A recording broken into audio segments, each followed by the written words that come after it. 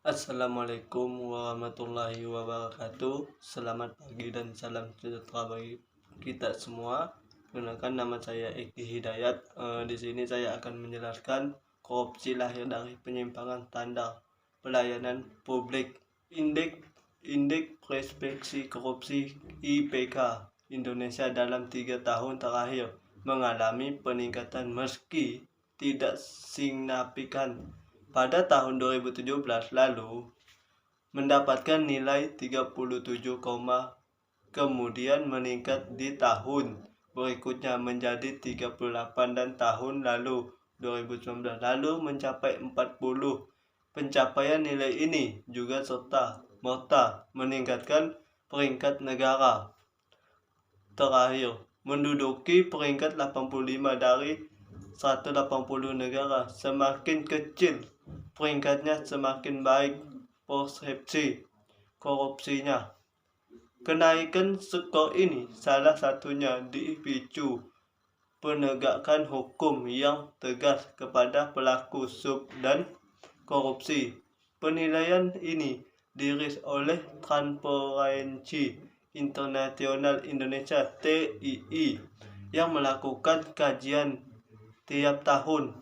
Meski membaik, namun bila dibandingkan negara lain di Asia, maka pemberantasan korupsi di Indonesia masih dianggap tidak sebaik di Singapura, Malaysia, Brunei Darussalam yang indeksinya di atas Indonesia. Masih tingginya persepsi korupsi di negara kita berbanding lurus dengan peringkat kemudahan berusaha (ease of doing business) yang menduduki peringkat 37 dari 180 negara. Pada buku pencegahan korupsi yang dikeluarkan Komisi Pemberantasan Korupsi (KPK) tahun 2019 menyebutkan bahwa selama periode 2004 sampai 2018 tindak pidana korupsi yang ditangani KPK melibatkan 998 orang. Berdasarkan profesi jabatannya, sebanyak 31% adalah anggota DPR 25%, penjabat ASN eselon 3, wali kota, bupati dan wakilnya 12%, dan gubernur 2%. Dengan demikian, berdasarkan profesi jabatan, sebanyak 70% melibatkan penjabat publik dan anggota legislatif.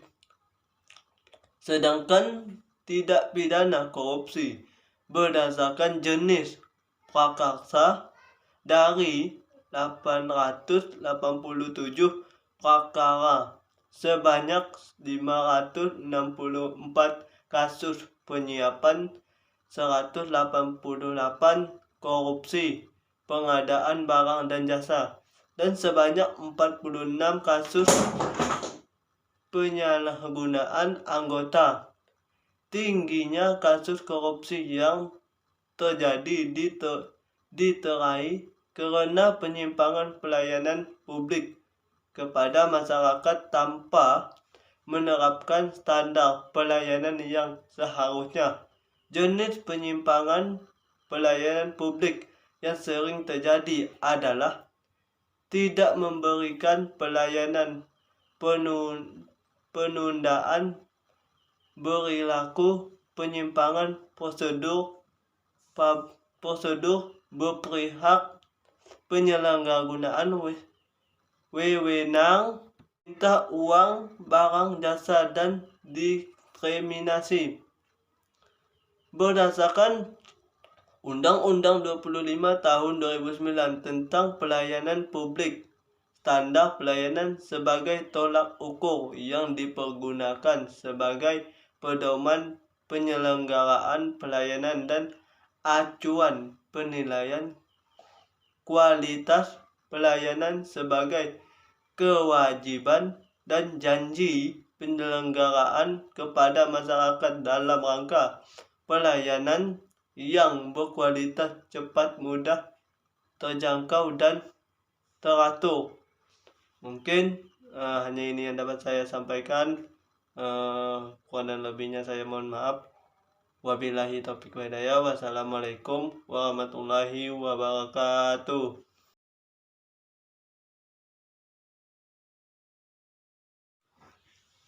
Baiklah, di sini saya akan melanjutkan video saya yang sebelumnya, yaitu cara mengatasi terjadinya korupsi. Yaitu ada 5 cara untuk mulai mencegah korupsi dari diri sendiri. Yang pertama yaitu ada atur cash flow. Standar nggak sih bahwa hampir setiap masalah keuangan yang terjadi selalu bersumber pada masalah cash flow, termasuk jika kita sering melakukan tindakan-tindakan yang mengaruh pada korupsi. Jika cash flow sehat, keuangan sehat, maka kita pun jadi enggak kepingin untuk melakukan tindakan yang merugikan orang lain. Itu 2, bayar hutang dengan disiplin. Cash flow sehat, maka seharusnya kamu pun enggak masalah untuk mengangsur utang produktif yang menjadi tanggung jawabmu sekarang. Ini juga merupakan salah satu akar masalah keuangan besar yang sering terjadi loh.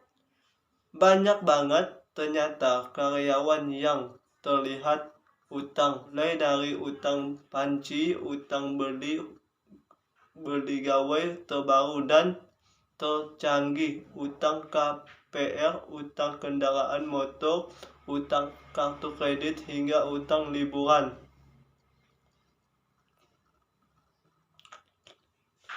Selanjutnya itu ada 3, bangun aset aktif. Aset aktif yang dapat memberikan pendapat pasif dapat membantu memperlancar cash flow. Setuju kan sampai di sini?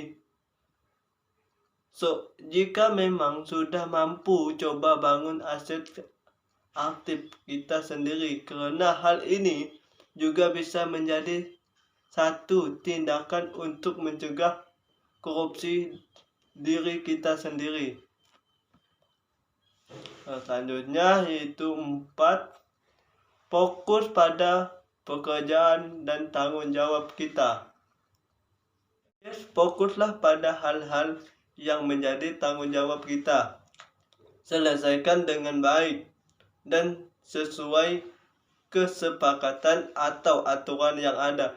Ini merupakan salah satu hal yang paling pertama bisa kita lakukan untuk mencegah korupsi diri kita sendiri terjadi.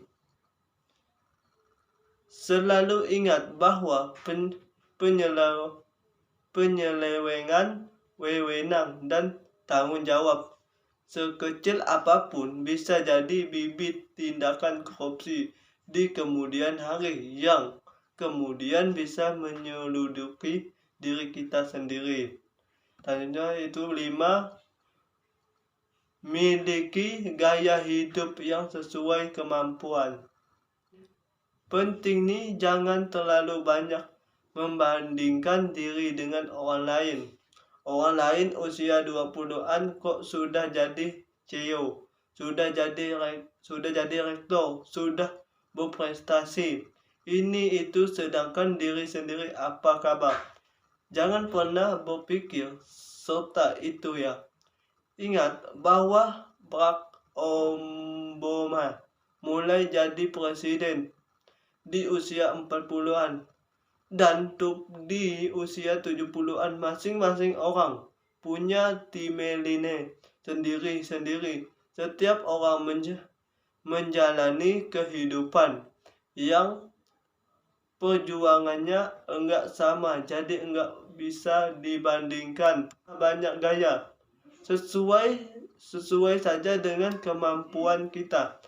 apa adanya kita kalau bisa mengusahakan hal ini pada diri sendiri. Sepertinya ini akan menjadi langkah paling efektif untuk mencegah korupsi.